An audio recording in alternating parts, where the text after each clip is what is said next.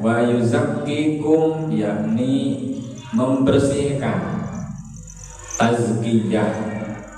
Kalau Rasul sudah tazkiyah dengan sendirinya, kalau kita harus tazkiyatun nafsi. Dengan cara apa? Dengan cara berzikir. Fas'alu ahla zikri in kuntum la ta'lamun.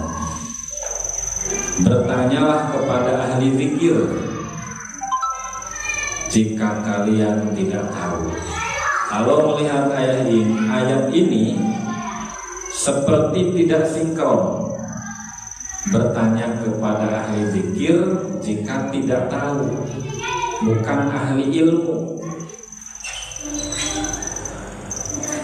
Ya, in kuntum la ta'lamun.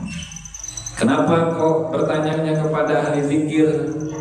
Ahli zikir yang sudah meresap, maka akan memancarkan keilmuan, memancarkan cahaya. At-takrir yufidu takrir, at-takrir yufidu taksir, at-taksir yufidu tanwir. Orang yang sering berzikir, diulang-ulang zikirnya, bahkan punya tekniknya. Contoh, la ilaha illallah, la ilaha illallah, la ilaha illallah. Begitu zikirnya dibenturkan dengan jahar, illallah, illallah, illallah, terasa dalam getaran hati, ini dapat mengikis sifat kesombongan, ego, hasud, dengki, takabur, dikikis dengan zikir teknik yang baik.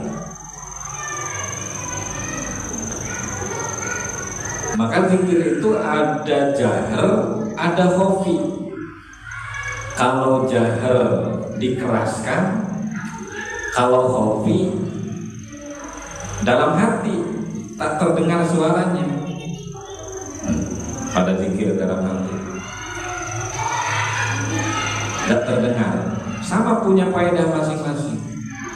Kalau jahar meluluhkan hawa nafsu yang terpasang dalam hati, kalau khafi menguatkan hati dalam keimanan. Kalau lagi sambil nyupir, sambil bawa mobil, bawa motor, khafi, Allah, Allah, Allah, Allah, Allah, dengan detukan jantung, ikuti dengan detukan jantung. Usahakan nafasnya ditahan. Kalau bisa lidahnya dipasang ke atas. Allah, Allah, Allah, Allah. Pakai tekniknya dengan mengambil oksigen dari hidung, keluarkan ke hidung lagi. Allah, Allah. Itu untuk menguatkan keimanan, ketauhidan dalam hati. Makanya fas'alu ahla zikri, ahli zikir yang sudah sesuai tekniknya, sudah paham zikirnya, akan memancarkan hikmah, akan memancarkan cahaya. Zikirnya sudah bertahun-tahun, setiap hari dalam ba'da sholat dibaca, setiap hari ba'da sholat dibaca. Jadi at-takrir itu maknanya mengulang-ulang. Yang mengulang akan berfaedah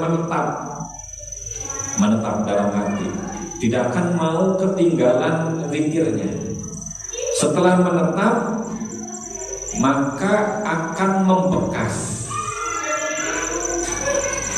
Setelah membekas akan bersinar, bercahaya, tanwir, nawwara yunawwiru tanwiron, memancarkan cahaya, memancarkan ilmu, memancarkan manfaat.